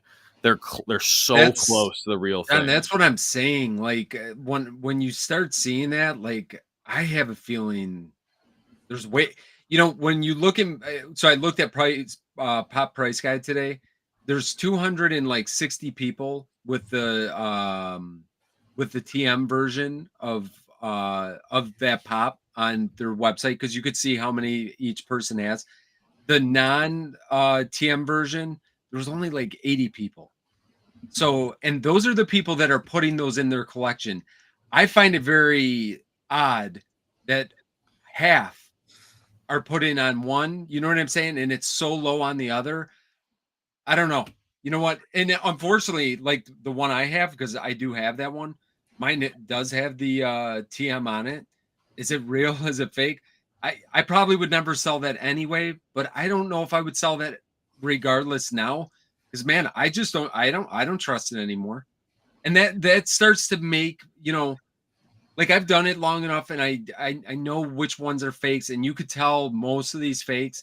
But when you start crossing that line and you really don't even know, like I wouldn't even, like that's one now that I really have a strong speculation that there's a lot more fakes than anybody really realizes. That starts to put a sour taste, especially people that have not maybe been in it for that long. And now you find out you got 1 or 2 or 3 fakes in your collection. That's a tough pill to swallow for people. It's very off-putting, to say the least. So I would say there are some really cool things coming out too. I don't know if you guys want to talk about some of those. Yeah, let's switch topics. Sure. Maybe a little happier topic. Let's end this on the up note. Let's try to make this last whatever minutes left good. So we have, first off, we have another. You know what? I don't even see anything on the screen right now. I know. So this is amazing. It's not there. But the great thing I think with this is they put the WrestleMania logo. I think that's really cool that they did that on there. But also I like how Funko, I actually like some of the pre-orders they're sneaking in. Like I think they're doing a job with some pre-order pieces of it. I know this one is also shared with Fanatic, right? And they're doing pre-order. But I think if they do pre-orders, I don't want to see them sell a ton on the aftermarket. And I say I haven't seen that yet. Any of the things that we've done pre-orders for, I haven't seen them go back up on the Funko shop afterward, which is really cool to see. Right now, one thing that is shipping and being delivered to people is also the new One Piece statues. 2 of them are starting to be delivered. I think I got my notifications. I grabbed them too as well. And I think, those, I think if you go on eBay and look at the prices on those, it's some pretty crazy prices right now. People are already paying for people to get them because they didn't grab them when they were dropped. So it'll be really interesting to see how that changes the market for the next ones that are dropped and things like that. I think these first ones are going to be like the crazy. I don't think that as many people got into them, and paying that price point that early and waiting 6 months. You know what I'm noticing with this too? Because all of the WWE pops have the WWE little hologram on it, and Yeah. it looks like they put it on the side. Right. Yeah. See, I think that they should be putting these stickers on the side and put the WWE on the front, put the Target on the front. So I'm sorry. I'm just going to throw that out there. Yeah. I'm not trying to be negative in any way. I'm just switch up the logo thing on between, right next to the QR code and switch it up to a Target or something like that, or fun thing. So that's the only thing I'd like to, but again, I'm glad they're starting to do this kind of thing. Yeah. I do not know when that's happening. Sorry. Yeah, that's actually a thing. I'll let you know, Brian, if I find out, because I actually might pick that one up. This one looks great. This is an awesome Lego set too. If anyone has this Lego set, I think we missed out on this one, and Shannon's really disappointed she never picked this one up. But this Lego set is a really cool Lego set out there. Our friends have it, and they have it set up, and it's really cool. But this pop looks really good. I mean, for a deluxe pop, a big pop. Who is this shared with? That is the question now. You have to ask, right? Guess who is this shared with? That could be a new game we play. I feel like the new stickers just give us so much appreciation for the older ones. Yeah. I don't like the new stickers. That's what I'm saying. I put them on the side. Put them on the side. It's crazy how much a sticker changes the product. But I mean, I'm still gonna collect the pops that I want, but I just don't like it. No, I love it and I hate it. You know what I'm saying? I love what it's doing. Yeah, I love the main goal. The aesthetics I don't like. I really feel like they got to just move it to the side of the box and just put our Target logo or whatever. Because what you just said, Josh, where do I got to find this? I don't know.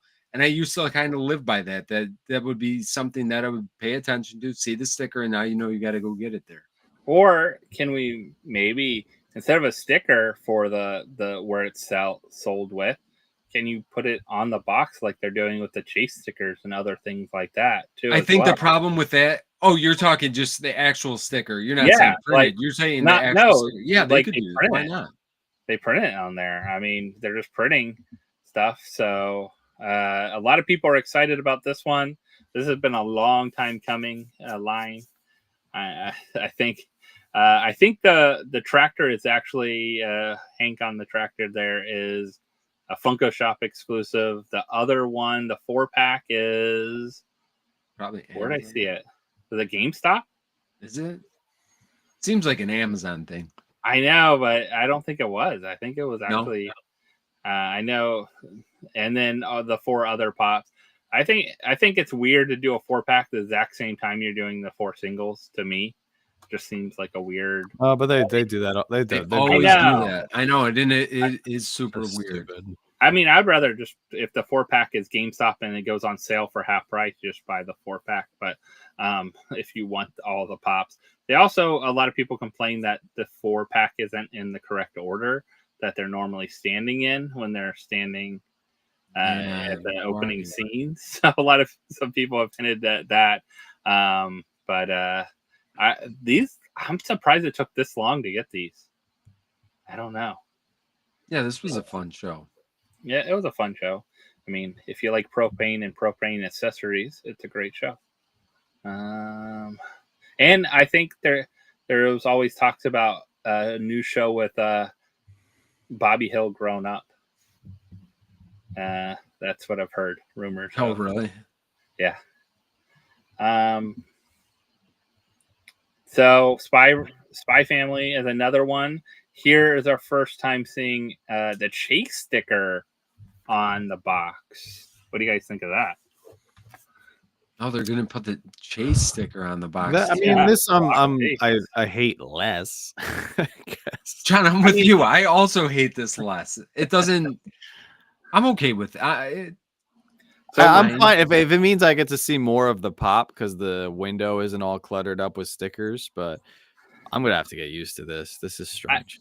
I mean, they already kind of do it with putting it as a flock sticker. If it was just flock, they would just put it on the box now. So now they're going to do this with chases, all of them, I guess, because there's another chase down here. I don't have it zoomed in on her. Yeah, the one on the bottom right. She is a regular chase sticker, not a flock or glow or whatever like that. So what do you think? Do you think? I mean, I don't know much about Spy Family, so no, I know nothing about Spy Family, but I mean, as far as them printing on the box, I didn't have a problem with it with the other stuff like metallic and this and that. I guess I don't really have a problem with it. You know, I do like the stickers. I liked having sticker pops with 3 stickers on it, but kind of weirdo. So I wouldn't really take my opinion on it. But yeah, it doesn't. I guess it's not the end of the world for me. It doesn't bother me too much. I mean, will you miss like having that, like the ultimate pop that had flock diamond? Yeah, Cheshire Cat is the one that comes on there. Mine. Like the collecting. You know, personally, I like when I'm looking at them and the way they display, I like all the different stickers. Yeah. I just think it looks cool that way. I love the old stuff, like some of the old ones where like they had the glow on. Yeah, those stores are like out of business now. Yeah, well, the stores are out of business, and the giant glow sticker. I'm looking at the glow stuff up here. The really giant glow sticker instead. So many different varieties, which is cool always and fun. I guess one thing we don't have to worry about now is sticker peel. Like we don't have to worry about as they age, the sticker won't peel off and fall off or get scuffed or anything like that. That is one plus. Other than the sticker that is the QR code verification sticker. But yeah, I don't know. And it looks like I was right. I saw about a year ago probably of the King of the Hill being talked about, the new King of the Hill show with Bobby Hill growing up and stuff like that. So kind of cool that it's being confirmed. What else? Oh, new display packages for biddies. 2 packs of biddies. So not blind box, not 4-pack, 2 packs of biddies. Just another way to market them and just sell a way to sell them. Like you just get 2 instead of 1. Yeah, you just get 2 and you see what they are. That's fantastic. I mean, I think these will be at like. I don't think all of them are going to go like this. There's still going to be the blind box ones and that. I think it's just another sales point. Like people, they should do them like exclusive. Are they exclusive? Like, is this the only way? I think these are the most generic ones out there. Like, I feel like these were the ones that might have been in the 4-pack at one time. Instead of being in the 4-pack, they're in the 2-pack. Yeah, that's fine. I haven't seen much else, but I saw these come out and I was like, interesting. They just put these at checkout. People just grab them. Yeah. I mean, that's what I thought the little blind ones, but I guess if you can't see what they look like, now they can see what they look like and they might grab them. Or a kid. I mean, these are definitely made for kids here. Yeah. I mean, Five Nights at Freddy's. 5 Below, baby. 5 Below. You know, well, 5 Below, will these be actually below $5? The question. I doubt it. I feel like biddies are. If people were really complaining about $4, the one, right? If people were really complaining about the 1 out of 4 biddies being blind, like I get it. Like we were trying to collect all of each series, but like 1 out of 4, like you can't gamble that much in your life. Like, yeah, you're like, I need to see it all. I can't put anything to chance here.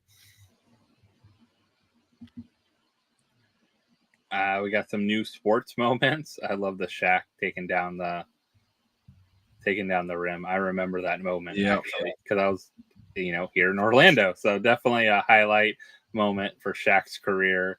I'm surprised they did 2 Shaqs and an MJ. Like, what's MJ doing?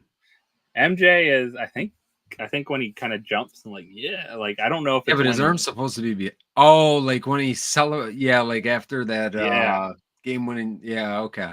Yeah. I mean, a lot of MJ. Yeah, interesting. I think the Shaq moment's kind of cool, but a lot. Like, it would have been cool if he was on the rim and it was coming down. I don't know. I don't. But I wonder if that's the actual time that was on the board too at that time. I'll have to go back and find a clip and see if that's the actual time. and score and everything. Yeah. A beach house. If anyone's looking for a beach house.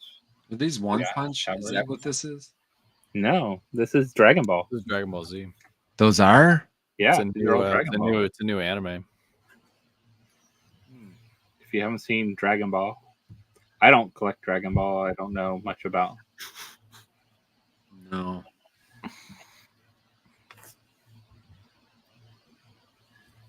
I'm sure a lot of people are excited. Here we go. New sticker officially shown. On I'm fine with this. Some people were saying it's they wanted the number on the sticker, but I think it's the numbers on the box. I'm fine. Yeah, no, that doesn't. Yeah, I'm fine with the number. I prefer the number on the box versus the little tiny sticker that they put on like a couple times. I'd rather see it on the box than to have that little. I mean, you're not. Is this dropping to tomorrow? We think. I don't know. I did have a date that was supposed to drop. April. April. Well, not much left. So. April's running out. Yeah, I got only. Is this one for you, John? You have to grab cinnamon roll. We have to grab this for the niece. Cinnamo roll. Is it Cinnamo roll? Cinnamo roll. Cinnamo roll. I've been told. If it was a cinnamon roll, dude, I would tear up a cinnamon roll. But... And look, the diamond is on the bottom as well. The piece count. So yeah, this could have been a pop. Like if they would have stuck that diamond sticker on there, there wouldn't be much window left to see poor little cinnamon roll. No. So I think this looks nice. This looks clean. I thought it was flocked. That's diamond, huh? I guess so. It does kind of look flocked. I don't know. It does look flocked. But doesn't look flocked. Imagine they screwed up the first limited edition. Oh, somebody called me out. They said that Funko had already started doing this limited edition stuff. I don't count that WonderCon. They didn't put the numbers on it. Yeah, they put the numbers, but not the official colored sticker. Yeah. This is the first one from the official new piece count color chart. Yeah. Because I did a video with all of them, so I unboxed all of them, and they just had the regular WonderCon stickers on them. Nothing's different. Here's a flocked one. You can tell is flocked, not diamond. Old school with the stickers on the box. Look at that on the box. We got It's Sugar, crazy sticker. It's Sugar, which is a fun shop to go into if you haven't been into one. Yeah, fun shop. Their candy's pretty expensive. I'll be honest. But they have some unique designer candy, right? So. It's like designer candy. It's a little bit of everything, but just give me a Snickers at checkout for $1. I don't need anything fancy. Where are you getting a Snickers for $1? I think anymore. Wawa. Are they at Snickers $1? I never buy candy at Wawa. I don't know. I don't know if it's $1, but it's not expensive. It's cheap. No. Not yet. Who knows? Oh, that's cool. So here we go. Glow in the dark sticker on the box. I know nothing about this new Disney show or Disney movie. Joanna's gonna want this pop just for that little glow in the dark blue guy. The glow in the dark blue guy that came. Was that Luca who just walked in? Yeah. Is he about to go on Whatnot? Right now, no. Him and his friends went on a mad card hunt at every single Walmart in a 40. So I went into he went on Whatnot. I saw he went live underneath your card account like 5 minutes after PFO last week, and I thought it was you. I thought you were going live with him. No, he does it on his own. When he sells his own cards, I'm the shipping person. So, he sells his own crap every once in a while too. Thinking it was you. I was like, damn, I just saw Vince. He's just switched modes. He's going from talking about pops to selling cards.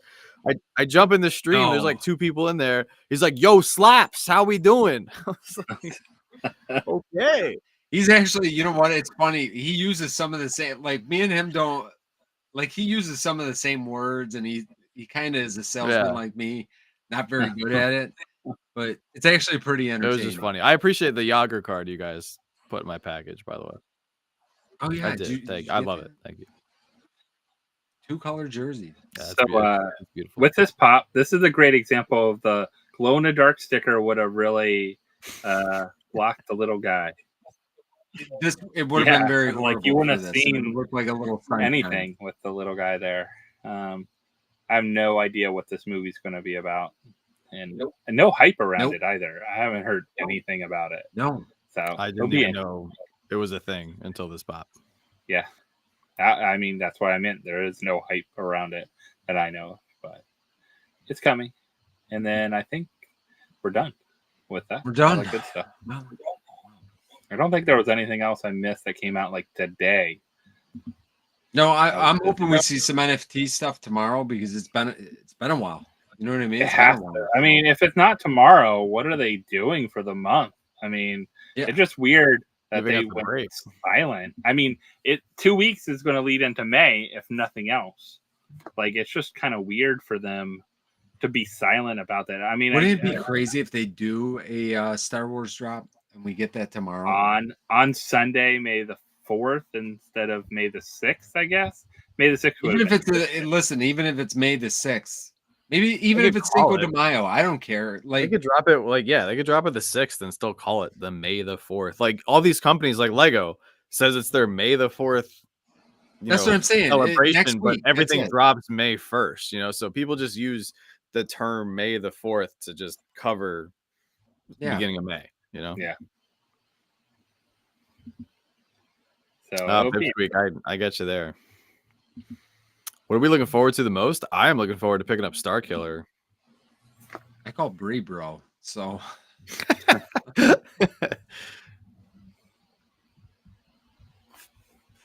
looking forward to our auctions next week.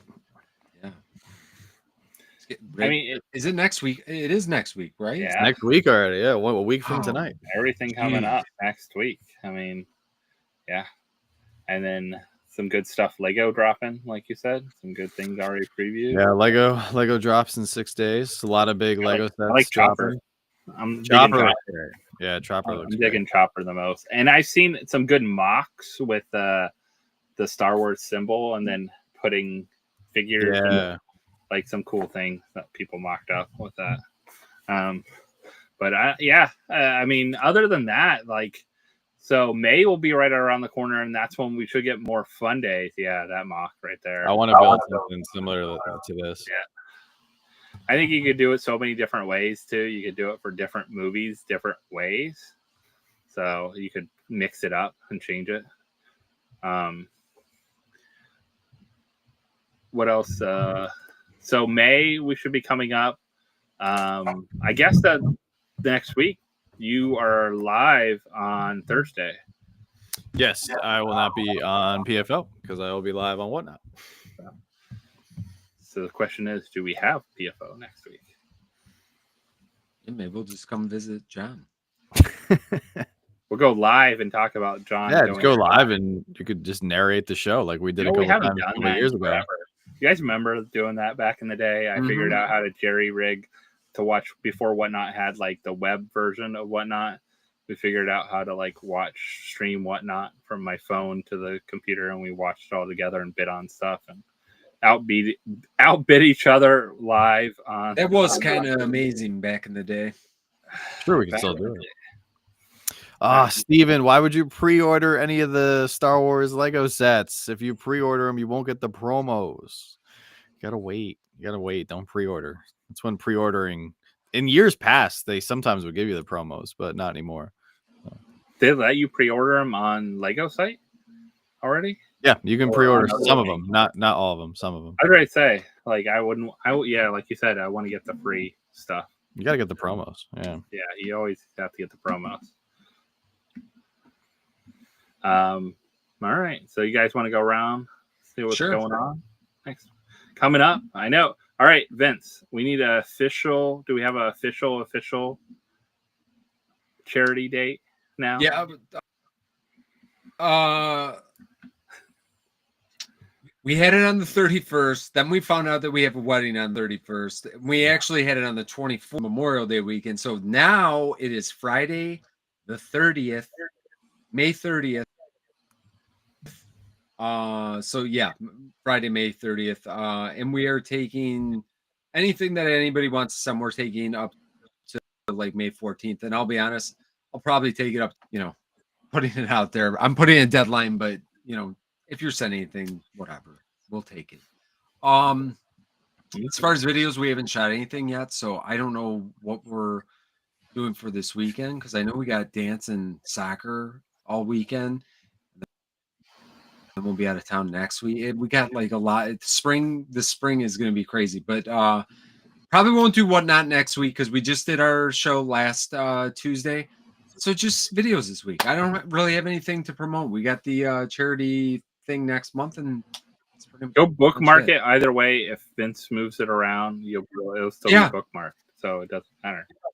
Yeah, it's on that Friday right now. If you guys can bookmark it, I got to start pushing that because we barely have any bookmarks on it. Everyone that's on here right now should go over there and do that, like right after the stream.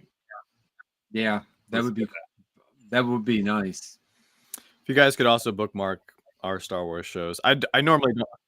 No, I normally I don't like to promote Whatnot on YouTube. I really don't, because I don't want it to make it seem like we're, encouraging people to spend money or asking people to spend money. But please, next week is a make or break for us, just because yes, it's our biggest event of the year, with the exception of Toys for Tots, of course. But this is the biggest event of the year, like profit wise for us as a channel.